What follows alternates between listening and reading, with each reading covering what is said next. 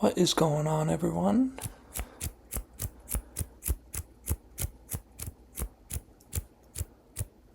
Hello, hello, hello. Hello, and welcome back. This is Tiki ASMR. Tiki ASMR, and it is great to see you back again. Today I just wanted to do the Premier League recap and a preview of the upcoming game week. So we'll do a recap over the game week 2 that happened last weekend, and we'll do a preview for tomorrow as well. So I just wanted to talk through the games and go through them, do a little bit of rambling, mix in a little bit of hand sounds as well. But yeah, I think go ahead and get started. So I just wanted to start with the game from last Friday, which is now a week ago. So distant memory for some, but that was the Chelsea West Ham game.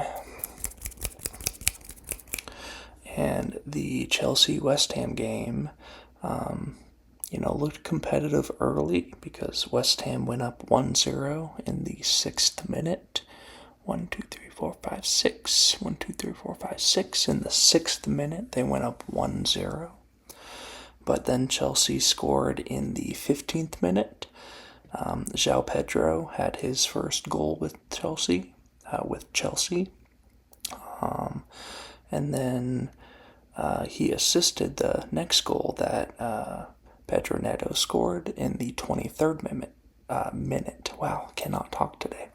But so Chelsea went up 2-1, and then they added a third goal in the 34th minute, so they entered halftime up 3-1, and the game already kind of felt like it was over. But they added 2 more goals in the 54th and the 58th minute in the second half. So Chelsea beat West Ham 5-1. 5-1. 5-1. So West Ham season still not looking good at all. We'll see how they look this weekend, but it's definitely looking like my prediction of West Ham potentially demoting this season. It's looking pretty good. And then other big storyline with the Chelsea game was that Cole Palmer injured himself or suffered like an injury setback / tweaked something. Essentially, he was going to be in the starting lineup, and he's one of their best players, one of the best players in the Premier League. But he didn't even play because he injured himself during warm-ups. So that 5-1 victory was without their best player as well. So 5-1 Chelsea.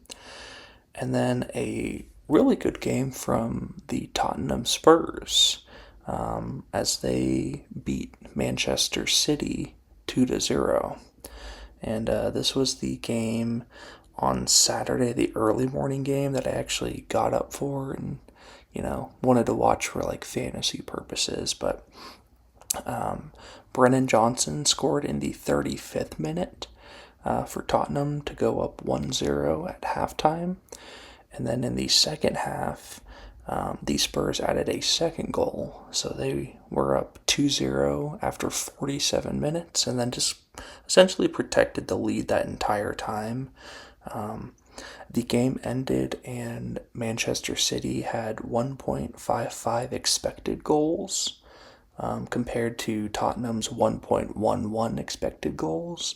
But expected goals don't matter when you can't actually finish it. So Tottenham with a really impressive 2-0 victory, and I think their new coach is working out really well for them so far. And they also just signed a midfielder who's supposed to be pretty good. So we'll see what he looks like in the upcoming game week. So a good win for the Spurs, 2-0 over Man City.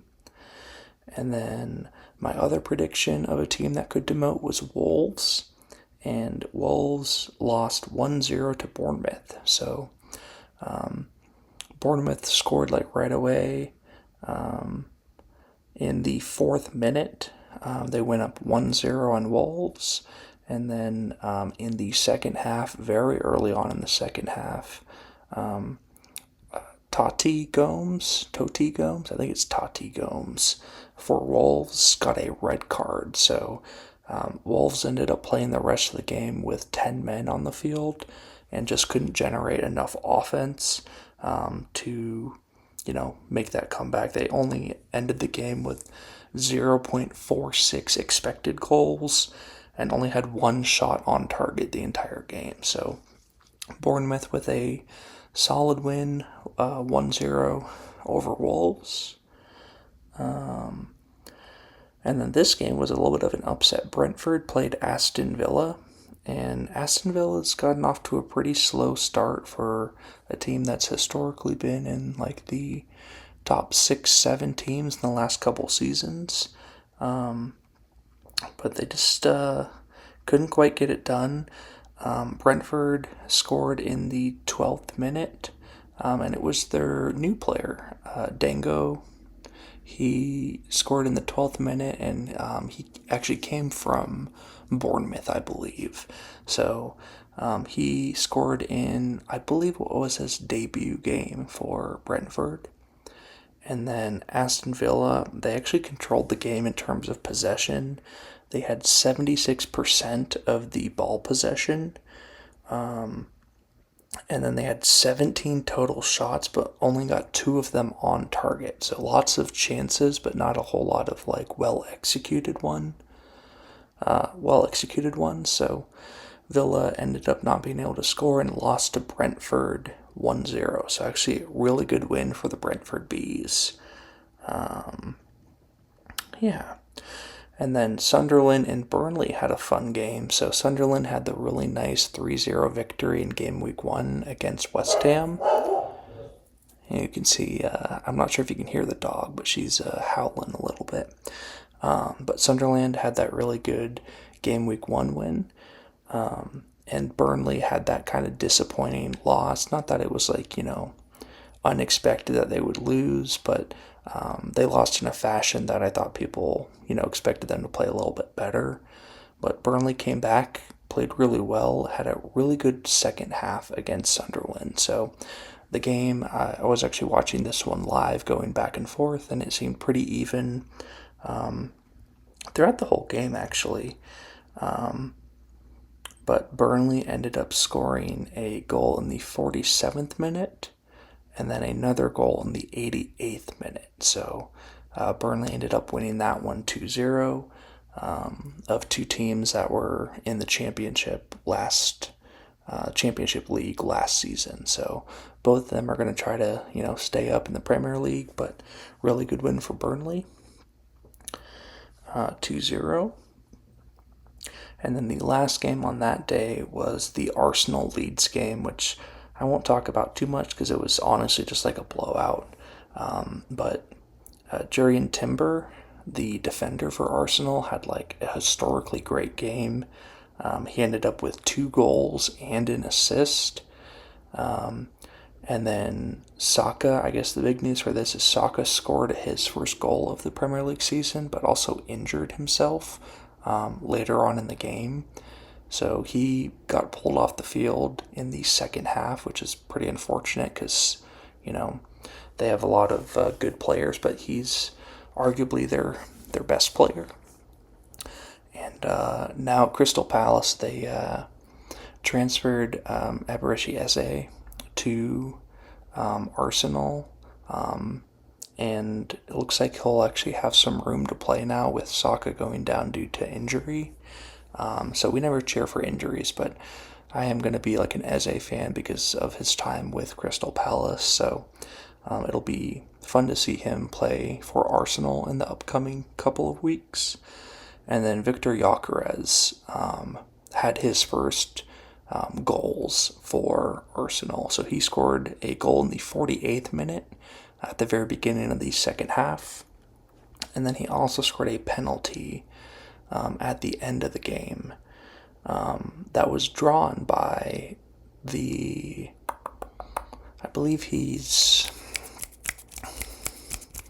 want to say he's 16 years old. But there's a 16-year-old player whose name I am forgetting. Let me see if I can find his name real quick. Oh, Max Dowman. That's right. So Max Dowman is like a 16-year-old who's just like supposed to be one of the best up-and-coming players. And he actually saw the field and drew a penalty kick that Victor Gyökeres then completed. So Arsenal ended up winning 5-0, and I know that Leeds played Everton really well and won 1-0 against Everton in game week 1, but they looked completely outmatched against Arsenal, which, isn't necessarily a surprise, but... And then on to Sunday. So on Sunday, Crystal Palace, the team that I cheer for, played Nottingham Forest. And this was their first game without Eze, so, I was just hoping for a result of a tie or a win. You always hope that they can win, but with not having a lot of transfers brought in yet, and, one of our top players being sent over to Arsenal, I just wanted a good game, and the game ended up being 1-1, so we'll take that, but... In the first half, Ismail Assar scored a pretty good goal in the 37th minute. And then that 1-0 lead held up until the 57th minute when Nottingham Forest tied it up and had a pretty good goal. Callum Hudson-Odoi.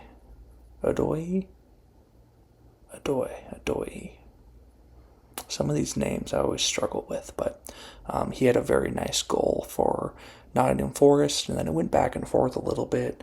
I'd say it was a pretty even matchup. Crystal Palace won the expected goals and the shots on target. Nottingham Forest won the possession battle and the total shots. Nottingham Forest had better pass percentage completion and more corners. So... a little bit of a back and forth game. I think these are two teams that are pretty evenly matched, so I think a 1-1 draw makes a lot of sense. And then Everton. So Everton bounced back after the disappointing loss to Leeds and beat Brighton 2-0. So Nadai scored in the 23rd minute for Everton. And then James Garner scored in the 52nd minute, so they led 2-0 very early on in the second half, and Brighton couldn't really get a whole lot going. But Brighton actually had a lot of chances in the second half, and I'd say it's actually really surprising they didn't come away with at least one goal, because they had like 2 or 3 incredibly good goal-scoring chances in the second half, and then they even got a penalty kick towards the end of the game, I believe it was. Actually, it might have been earlier, but at some point during the game, they had a penalty kick, and Pickford for Everton, saved the goal, or they didn't score it, essentially, so it was a nice moment, because Everton kept the clean sheet, ended up winning 2-0. But it definitely felt like in the second half, Brighton had a ton of chances to tie up the game or at least get on the board. So I'm curious to see. Let me scroll down. Yeah, it looks like Brighton had 2.43 expected goals. So it means like most of the time they'd end up with at least 2 goals, sometimes 3 goals. But bare minimum, they'd end up with 1 goal in that game the vast majority of the time based on the expected goal. So the fact that they ended up with 0 is pretty disappointing, I'd say, for Brighton. But good win for Everton, 2-0 for that. And then Manchester United and Fulham had a back and forth game, I guess you could say. I think they looked pretty even. That's another game that I watched live, and it was 0-0 for a long time. But Manchester United ended up a defender went up to like kick the ball in or knee the ball in, and then ended up being an own goal. So Rodrigo Muniz for Fulham, he ended up knocking the ball into his own net, and then that was in the 58th minute. But then Fulham scored in the 73rd minute, just a little while later, and ended up tying 1-1. So, and I will say that this isn't Premier League game week game, but Manchester United did lose their cup game to Grimsby Town. I think it's Grimsby. Grimsley? Grimsby Town. It's like a very like lower division league team that scored 2 goals on Manchester United in the first half of their cup game, and everyone was losing their minds. Everyone's going crazy. And then Manchester United actually scored a goal in the second half to pull them closer, tied it up in the 89th minute. So in the cup game, it was 2-2, and they actually go to a penalty shootout, where Manchester United ended up losing 11-12 or 12-11. They ended up losing in a super long penalty shootout. So incredibly large upset. This is one that is going to be remembered for a long time. But Manchester United played terrible for the vast majority of that game, and their goalie, Andre Onana, he had an incredibly rough day, where I'd say the first goal, I'd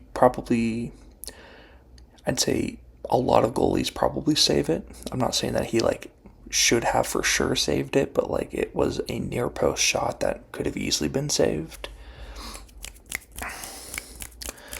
And then the second goal, I was completely on him, where he like tried to like jump up and bat the ball, and he just missed it entirely and fell down. And then the net was wide open because the goalie was on the ground. So they scored again, and Manchester United went down 2-0, in parts because he didn't save either one of those. So really tough performance for Andre Onana. And then let's see. Oh yes, and then the last game of game week 2 was one that I couldn't watch because I was at work, unfortunately. But Liverpool Newcastle, and this game I went back and watched the highlights, and it was crazy. Liverpool went up 2-0. So Grafenberg and Hugo Ekitike both scored in the 35th and 46th minutes for Liverpool. And then a couple minutes later, Anthony Gordon for Newcastle had a red card. It was a really bad slide tackle that looked pretty dangerous, so they gave him a red card for it. So not only were Newcastle losing 2-0, but they only had 10 men on the field for the second half. And despite that, they scored a goal in the 57th minute, and they scored another goal in the 88th. So even though they were down a man, losing 2-0, they came back to tie it 2-2, which was really impressive. Really, shows a lot of guts and lots of hard work to come back from that deficit down a man. So it was 2-2, but then once again in extra time, Mo Salah generates a goal and passes it to their young player who's rising up their ranks and is probably going to get more run, in some of the non-Premier League games. But Liverpool scored in extra time again to win 3-2. So crazy game for that one. But and I think that was all the games for game week 2. Yeah, it looks like that's all the games that were at game week 2. So for this one, I'm always curious to see how many games I actually watched live. Looks like for game week 2, I watched 1, 2, 3, 4. Looks like I watched 4 of them live for game week 2. So, and then for game week 3, just a little preview. I'm always curious to see what the games look like. So Chelsea and Fulham are playing in the early game tomorrow morning. Well, I say tomorrow morning for me in the United States, but at night for you if you're over in Europe. Manchester United and Burnley, I think that'll be an interesting one. I'll probably tune in for at least part of that game, just because of like the Manchester United downfall of them having this really, really bad loss in the middle of the week and now having to play a team that's likely to demote. So if they lose this one, like their fans are going to be going crazy and be very upset. Sunderland is playing Brentford. I don't know. That seems like it might be a decent game. Spurs and Bournemouth play. Wolves and Everton. So I'll be cheering for Everton in that one because I have a defender and their goalie Pickford on my fantasy team. And Wolves, once again, is the other team that I'm not hate watching, but not cheering for. Like, I'd love to see if they or West Ham demote instead of one of the newly promoted teams. And it looks like Leeds and Newcastle play. So I think for tomorrow I'll probably tune in for the Burnley-Manchester United game. And probably the Newcastle-Leeds game because it's at a different time. So sometimes I'll try to watch 2 at the same time. One on the TV, one on my phone. So I'll watch Manchester United and Burnley and then find another game to watch probably on the TV and then later on watch Leeds and Newcastle. And then on Sunday, Manchester City plays Brighton. So both of these teams are coming off of pretty disappointing losses, both of them 2-0 losses actually. So should be interesting to watch that game. Nottingham Forest and West Ham. See if West Ham can get their first points of the season or if they're going to lose again. Liverpool Arsenal. That's going to be a really good game. And I will definitely watch this one. Looks like that one is later than the morning games. But Liverpool Arsenal, that's going to be like a battle for the Premier League title as one of the 2 teams takes a lead over the other for trying to win the whole thing this season.